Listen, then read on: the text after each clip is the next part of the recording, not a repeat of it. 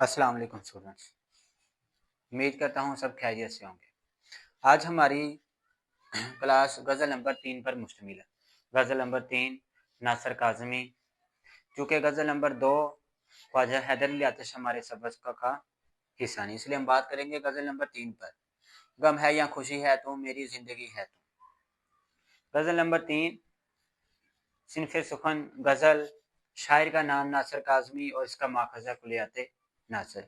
इसके पहले शेर की जानिब चलते हैं। गम है या खुशी है तू मेरी ज़िंदगी है तू।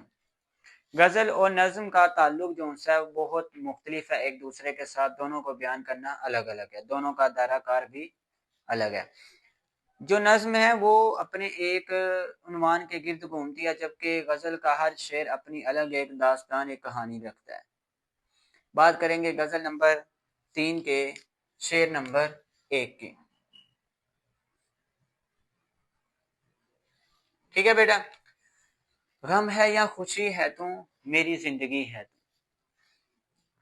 तरीकाकार हमारा इस तरह होगा, हमें एक शेर दिया जाएगा, उस शेर की तशरीह करनी है, तो हवाला हम इस तरह लिखेंगे। सिनफ़े सुखन गज़ल है, शायर का नाम नासिर काज़मी और माखज़ कुलियात नासिर होगा।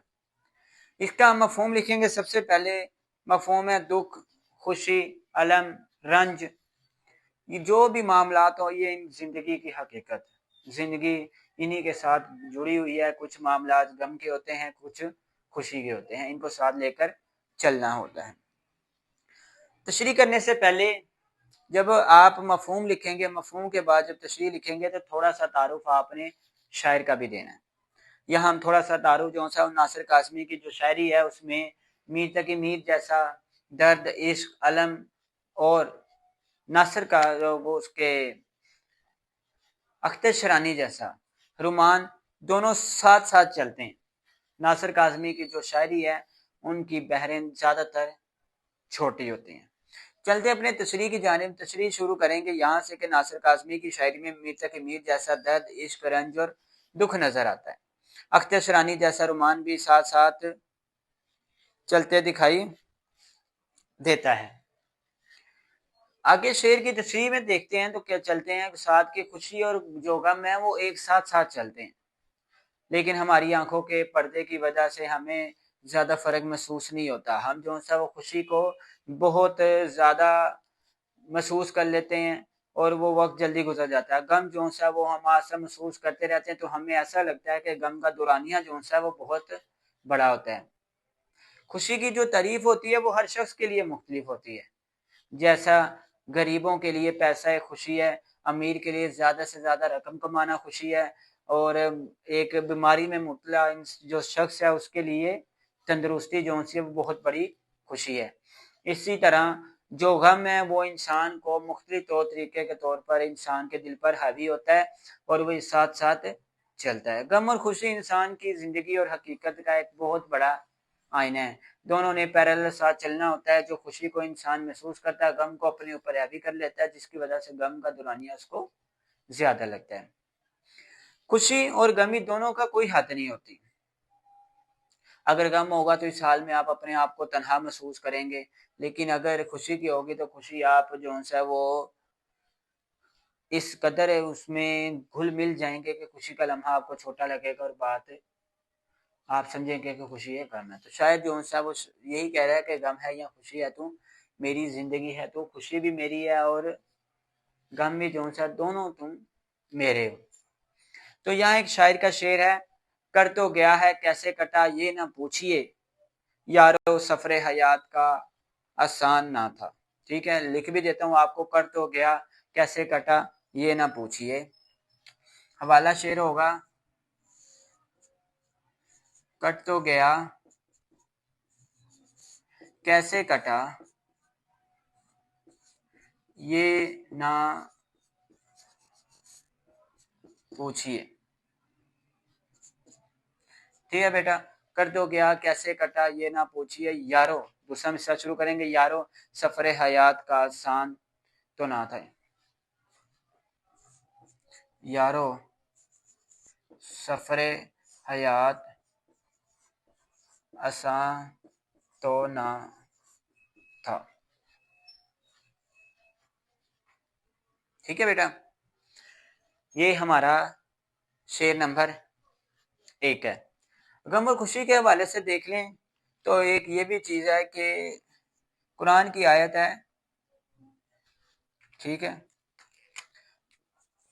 हमने इंसान को मुशक्कत वाला पैदा किया है, ठीक है बेटा। उसके बाद भी एक और बात चलेंगे, बुद्ध मत कहता है इंसान अपने हिस्से के गम लेने आया है। ये किसने कह दिया बेटा? ये कह दिया बुद्ध मत ने, ठीक है बेटा। अब ये 3 हवाले हैं आपके पास, एक शेर का, एक कुरान पाक की आयत का, और एक बुद्ध मत जो मजहब है उनके हवाले से। तो ये आपके शेर नंबर 1 की तशरीह मुकम्मल है। इसमें अगर आपको कोई मसला मसाइल नजर आए या आप कोई सवाल पूछना चाहें तो आप कमेंट कर सकते हैं, इंशाल्लाह उसका जवाब दिया जाएगा, ठीक है बेटा। आगे हम चलते हैं शेर नंबर 2 की जानिब। नंबर 2 की जानिब, ये हमारा शेर नंबर 2 है, ठीक है। आफतों के दौर में चैन की घड़ी है तू। तरीकाकार बेटा उसी तरह होगा जिस तरह हमने शेर 1 में किया था, अब शेर नंबर 2 में करेंगे। सबसे पहले हम इसका हवाला लिखेंगे। जरूरी सबसे ये है कि आपके पास शायर का जो नाम है वो लाजमी होना चाहिए, ठीक है बेटा। इसको आपका 1 मार्क्स मिलता है, ठीक है। ये जो सा इजाफिया है एक, ठीक है। उसके बाद आपने ना मफहूम की तरफ, तो मफहूम देखेंगे, आफतों के दौर में चैन की घड़ी है तू, तकलीफ भरी जिंदगी में जो महबूब का कुर्ब हासिल हो जाना या महबूब का मिल जाना एक बहुत बड़ी नेमत है। तो शायर भी ये कहता है कि तकलीफ भरी जिंदगी में महबूब का कुर्ब इत्मीनान का जरिया है। उसी तरह नासिर काज़मी की शायरी में मीर तक मीर जैसा दर्द, इश्क, दुख, रंज मिलता है, और अख्तर शरानी जैसा रुमान भी साथ साथ चलता है। नासिर काज़मी की जो शायरी है वो अहम वस्फ उनका सादा और सलीस जुबान का इस्तेमाल है। उनकी शायरी में हमें दर्द, दुख, उदासी, खुशी, जज्बात, मोहब्बत और फिर कमाल की रजायत भी मिलती है। सदमे की जो कैफियत है वो नासिर काज़मी के यहाँ मिलती है। उन्होंने अपनी आंखों से खुद तकसीम हिंद का वाकया देखा। पूरी गजल में वो नाउमीदी जैसी कैफियत पैदा करते हैं और आखिरी शेर में जाकर इंसान के दिल में एक उम्मीद की शमा जला देते हैं। इसी तरह चलते हैं शेर नंबर 2 की जानिब। दूसरे शेर में कहते हैं नासिर काज़मी, ये दुनिया जो है वो दरअसल आजमाइश का जरिया है, आजमाइश का असूल बन चुकी है। हमारे लिए लाख कोशिशों के बावजूद हम अपने मुसीबत मसाइब में घिर जाते हैं, कोशिश भी करते हैं, कोई ना कोई मुसीबत हमें घर घेर लेती है। आजमाइश का ये कानून चूंकि अल्लाह ताला की तरफ से है, इसलिए दुनिया से मुसाइब को ख़त्म नहीं किया जा सकता। पहले शेर में भी आपको बताया कि अल्लाह ताला खुद फरमाते कि हमने इंसान को मुशक्कत वाला पैदा किया। तब इंसान जो है वो बड़ी हद तक मुसाइब से बचकर अगर ज़िंदगी गुजार भी सकता है, तो ये इंसान की ज़हनी कैफियत है, वो ज़िंदगी को कैसे गुजारता है। अगर इंसान माजी की यादों में डूबा रहे और माजी की तल्ख यादों को याद करता रहे, तो वो जख्मों को हरा करता रहेगा, फिर ज़िंदगी जो सी है वो खुशगवार नहीं गुजरेगी। लेकिन एक जो बहादुर हौसलामंद इंसान जो है वो अपने आने वाले हालात को सामने रखता है और उसके लिए तैयारी करता है, ठीक है। तो यहाँ शायर कहता है कि जरूरी नहीं कि इंसान का जो सा यहाँ हर बात जो से महबूब के गिर्द घूमती है, यहाँ इंसान को कुछ अपनी आने वाली जिंदगी के बारे में भी सोचना चाहिए, ठीक है। तो अगर इंसान आने वाली एक बहादुर शख्स, एक बहादुर इंसान आने वाली जिंदगी के बारे में सोचता है तो वो इन मुसीबतों से दूर होता चला जाता है, वो मुसीबतों को अपने पास नहीं आने। लेकिन अगर एक इंसान जो है वो हमेशा अपनी पिछली जिंदगी, गुजरी हुई जिंदगी के बारे में सोचता रहता है, तो वो अपने जख्म हरे करता रहेगा और वो कभी भी इस जिंदगी के इस मसाइब से बाहर नहीं निकल पाएगा, ठीक है बेटा। अब यहाँ भी हम हवाले के तौर पर एक शेर लिख देते हैं, जो गुजारी ना जा सकी हमसे ہم نے وہ زندگی گزاری ہے۔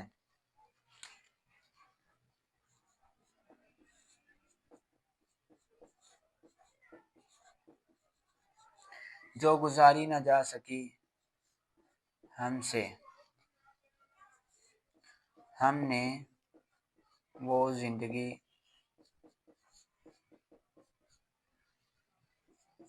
گزار دی۔ ٹھیک ہے بیٹا، جو گزاری نہ جا سکی ہم سے، ہم نے وہ زندگی گزار دی۔ جو گزاری نہ جا سکی ہم سے، ہم نے وہ زندگی گزار دی۔ بیٹا یہاں تھوڑا سا فرق ہے، ہم نے وہ زندگی جو گزاری نہ جا سکی ہم سے، ہم نے وہ زندگی گزاری ہے۔ ٹھیک ہے بیٹا، اور دوسرا پھر قرآنی آیت کا وہی مفہوم ہے،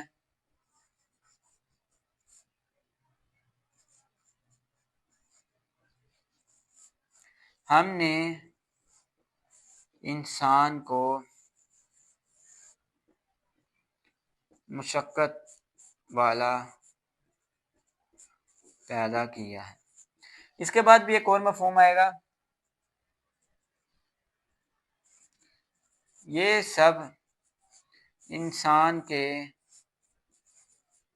ہاتھوں کا کمایا ہوا ہے۔ ٹھیک ہے بیٹا، انسان اللہ تعالیٰ کو جیسا سوچے گا، جیسا چاہے گا ویسا ہی پائے گا۔ تو یہ تو اللہ تعالیٰ نے خود فرما دیا کہ ہم نے انسان کو مشقت والا پیدا کر دیا، یہ سب انسان کے ہاتھوں کا کمایا ہوا ہے۔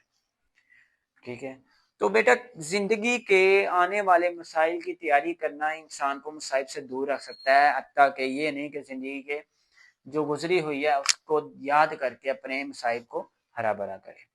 ٹھیک ہے بیٹا، شعر نمبر 2 کی تشریح ہماری مکمل ہو گئی ہے۔ اب ہم چلتے ہیں شعر نمبر 3 کی جانب۔ ہم چلتے ہیں ہمارے شعر نمبر 3 کی جانب۔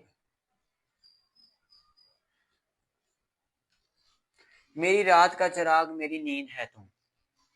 ٹھیک ہے، کر اسی طرح چلے گا، مفہوم کی طرف آتے ہیں۔ شاعر کہتا ہے محبوب کی یاد میں رات گزار دی میں نے، اور اسی کے تصور سے مجھے سکون کی نیند آ جاتی ہے۔ ٹھیک ہے، یہاں میں ایک چیز کا اضافہ کرتا چلوں کہ ناصر کاظمی کے یہاں ہجرت کا جو درد ہے وہ بھی پایا جاتا ہے۔ ہجرت جو ہے وہ ایک شخص ایک جگہ سے دوسری جگہ کرنا آسان نہیں ہوتا، کسی کے لیے یہ آسان نہیں ہوتا کہ وہ اپنا کاروبار، رہن سہن، فیملی، گھر جہاں وہ بچپن سے نوجوانی تک پروان چڑھا اس کو چھوڑ کر اچانک وہ بدل جائے۔ ٹھیک ہے، میر تقی میر ناصر کاظمی کی شاعری میں میر تقی میر جیسا درد، رنج، الم، خوشی اور اختر شرانی جیسا رومان لازمی پایا جاتا ہے۔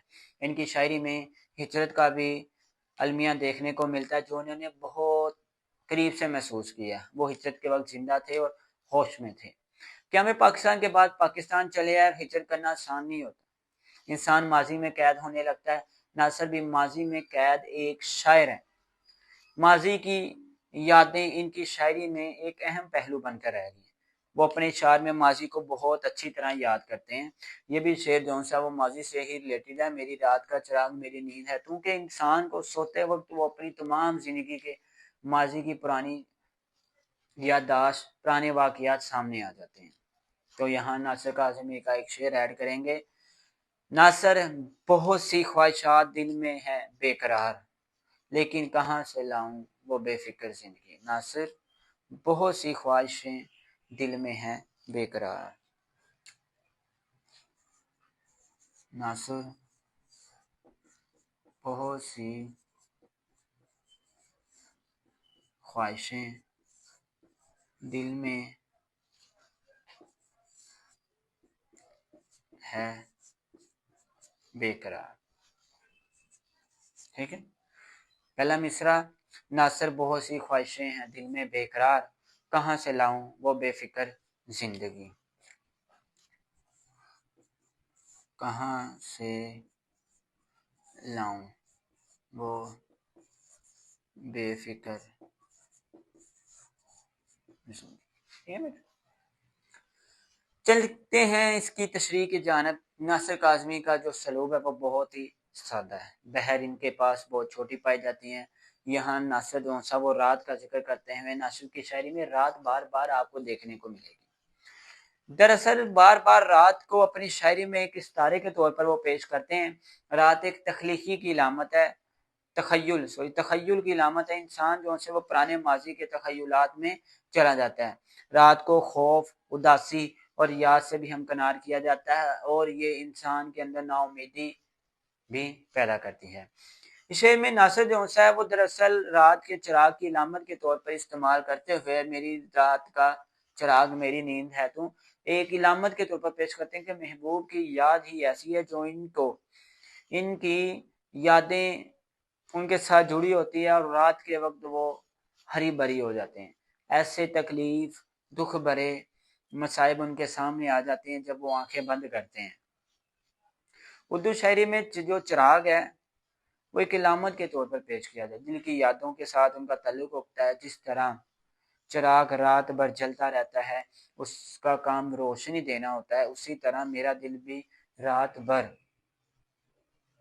खुद भी जलता है, मेरी यादों को भी जलाता है, मेरे सीने को भी यानी दिल को भी जलाता है और वो नींद को बहुत दूर तक ले जाती है। देखें पहला मिसरा, मैंने आपको एक बात याद कराई थी कि नासिर काज़मी जो से हैं वो पूरी गजल में नाउमीदी पैदा करेंगे, बाद में वो उम्मीद पैदा कर देंगे। तो देखें मेरी रात का चिराग, यहाँ उन्होंने नाउमीदी पैदा की है, मेरी नींद है तो यहाँ उम्मीद पैदा कर दी, ठीक है। लेकिन दूसरे मिसरे में कहते हैं कि जो यादें वो नींद का बाइस भी बन जाती हैं, जो महबूब की यादें हैं वो नींद का बाइस भी बन जाती हैं और ऐसे यादें भी हैं जो नींद और करार देती हैं। इससे मुराद लिया जा सकता है कि नासिर काज़मी जब अपने महबूब वतन को याद करते हैं तो उनको नींद आ जाती है, लेकिन उन महबूब वतन से हिजरत करते हुए जब वो पाकिस्तान आते हैं तो वो उनकी यादें उड़ जाती हैं। नाउमीदी से उम्मीदी का सफ़र नासिर काज़मी की गज़ल में पाया जाता है। ठीक है बेटा, ये हमारा है शेर नंबर 3। आगे हम करते हैं शेर नंबर 4 की तशरीह। 4, मैं खजा की शाम हूँ रुत बहार की है, सिनफ़े सुखन गज़ल नासिर काज़मी और माखज़ कुलियात नासिर। ठीक है, इसके हम मफ़हूम की जानब चलते हैं। तो इसमें शायर कहता है कि मैं खजा की तरह उजरा हुआ हूँ, रसीदा हूँ, सुतम रसीदा हूँ, जबकि महबूब बहार की तरह रौनक और दिल फरेब है।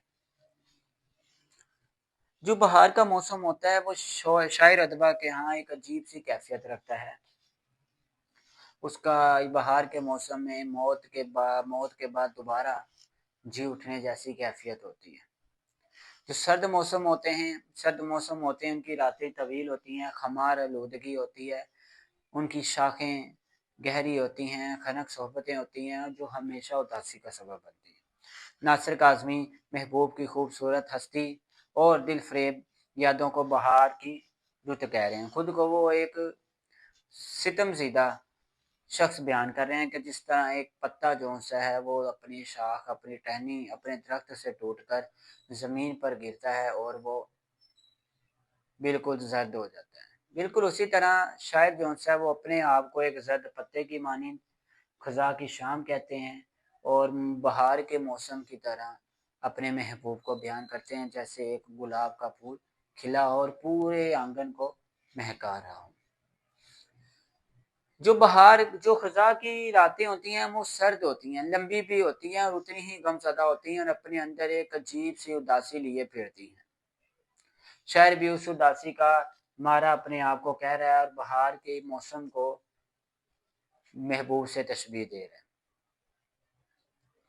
इंसान तंगी से गुजरते हैं, पसमानदा मुसीबत ज़दा हालात को तब ही झील पाते हैं जब वो उस बहार की आने की उम्मीद को सामने रखते हैं। इस शेर में भी शायर नासिर काज़मी ने हौसले और जहद का पैगाम दिया है।